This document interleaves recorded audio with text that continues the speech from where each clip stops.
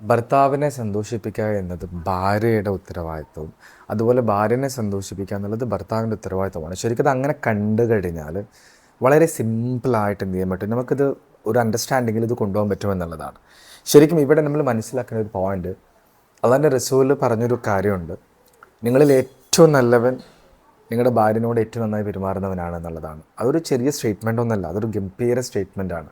അതുപോലെ തന്നെ ഭാര്യൻ്റെ വിഷയത്തിൽ പറഞ്ഞത്, ഭർത്താവ് ഭാര്യയിൽ തൃപ്തനായിരിക്കെ ഭർത്താവ് മരണപ്പെട്ട് കഴിഞ്ഞാൽ ആ സ്ത്രീ സ്വർഗത്തിലാണെന്നാണ് പറഞ്ഞിട്ടുള്ളത്.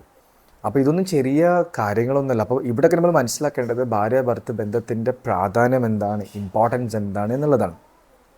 സത്യത്തിൽ ഇവിടെ ഒരു രസകരമായ കാര്യം, ഇപ്പോൾ ഭാര്യനെ സന്തോഷിപ്പിക്കാൻ ഇത്ര വലിയ കാര്യമൊന്നുമല്ല.